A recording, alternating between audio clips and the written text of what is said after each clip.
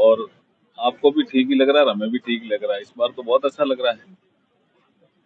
बहुत अच्छा लग रहा है कि ठीक लग रहा है? क्या ठीक अच्छा नहीं होता है? सर 2008 के बाद में कभी भी आपके पास यह सीट रही नहीं है, बड़ी चुनौती थी। इस बार जीत रहे हैं, इस बार जीत रहे हैं। किमसर तो पक्का ही जीत रहे हैं, कोई मुझे नहीं लगता कि कोई इसमें किंतु परंतु है। जीत रहे हैं। में से एक सीट अभी वर्तमान में भाजपा के पास थी और 6 कांग्रेस के पास थी। इस बार अब कितनी सफलता की उम्मीद है भजनलाल सरकार के कार्यकाल? देखिए, हम बेहतर प्रदर्शन करेंगे इस बार। 4-5 जगह तो मैं जाके आया हूँ। अभी मुझे 84 और सलूमपुर जाना है, तो उसकी सूचना मैं बाद में दूंगा। बाकी हम सब जगह आगे हैं इस बार, ऐसा लग रहा है। सूचनाएं तो यही आ रही है हमारे पास। किमसर को लेकर क्या? किमसर निश्चित रूप से जीतेंगे, निश्चित रूप से। इस बार तो परिस्थितियां जो हमारे अनुकूल हुई है, बहुत अनुकूल हुई। सर इस बार गठबंधन नहीं है, तो आपको क्या लगता है इससे फायदा मिलेगा आपको? कांग्रेस का किमसर में त्रिकोणीय मुकाबला जो हो गया है। देखिए, अल्टीमेटली क्या है जी, हनुमान बेनीवाल जी कांग्रेस को ही समर्थन दे रहे हैं ना। अल्टीमेटली वो एमपी इलेक्शन में भी उनका ऐसा ही रूप था। तो हमारा झगड़ा और हमारा जो सीधा संघर्ष है ना, हर जगह मुझे लगता है वहाँ एक सलूमर और 84 में भारतीय आदिवासी पार्टी से है, वो बीच में त्रिकोणिया भी है। लेकिन बाकी जगह तो सीधा कांग्रेस से ही है हमारा मुकाबला। और ये इनडायरेक्ट है, ये इनडायरेक्ट कांग्रेस है। अल्टीमेटली तो कांग्रेस ही। आपको लगता है बिरला सरकार के जो फैसले लिए गए हैं उन सबका लाभ इसमें मिलेगा? देखिए, भजनलाल जी ने, जैसे आपको यहाँ शायद जोधपुर में अशोक गहलोत जी बोल के गए होंगे ना, तो मैं वो चीज आपको बोल देता हूँ। उन्होंने जो संकल्प पत्र बनाया, हम संकल्प पत्र बनाते हैं, मैनिफेस्टो को हम संकल्प पत्र कहते हैं, वो जन घोषणा पत्र कहते हैं। वो अपने पीरियड का जन घोषणा पत्र उठा ले और हमारा संकल्प पत्र वो उठा ले। भजनलाल जी ने 10 महीने में जो संकल्प पत्र के काम पूरे किए हैं वो टिक कर लें, और उन्होंने 10 महीने में क्या किए वो टिक कर लें। उससे पता चल जाएगा कि हमारी गति बहुत आगे है विकास के मामले में। साहब, वक्फ बोर्ड पे गतिरोध बनाए थे किसी के अंदर, क्या कहना चाहेंगे? क्या सरकार जिस इस बिल को लाके आगे पारित करवाना चाह रही है, क्या रहेगा? देखिए, वक्फ बोर्ड में संशोधन होना चाहिए, ये डिमांड तो मुस्लिम समुदाय से ही आई थी हमारे पास।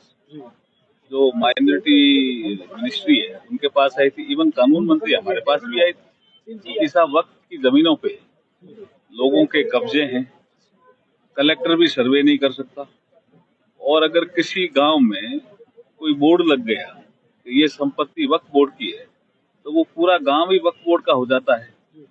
तो ऐसे जो विसंगतियां पैदा हुई है, पार्लियामेंट में इसमें संशोधन का बिल लाना चाहिए। ये डिमांड मुस्लिम समुदाय से आई थी। अच्छा, इसमें अगर सुधार होता है तो सबसे ज्यादा फायदा मुस्लिम समुदाय को ही होगा, जो गरीब मुस्लिम समाज है, औरों को तो किसी को ही नहीं होगा। इसमें जो विरोध है वो राजनीतिक कारणों से है, तर्क संगत विरोध नहीं है, राजनीतिक कारणों से विरोध है। कश्मीर में जो 370 पे जो राजनीति हो रही है उमर अब्दुल्ला सरकार द्वारा, क्या कुछ 370 पे अब क्या जो कुछ भी राजनीति करे, वो एक तो चीज कह रहे हैं जो मेरे ख्याल में उनको या तो ऐतिहासिक पहलू उनके समझ में नहीं आए। वो एक चीज कह रहे हैं कि बाबा साहब भीमराव अम्बेडकर जी ने कब विरोध किया 370 का। मैं आपके माध्यम से कहना चाहता हूँ कि संविधान जब बन रहा था तो जितने भी अनुच्छेद संविधान में आए, उन सारे अनुच्छेद की पायलटिंग बाबा साहब डॉक्टर BR अम्बेडकर ने की, इंक्लूडिंग प्रस्तावना।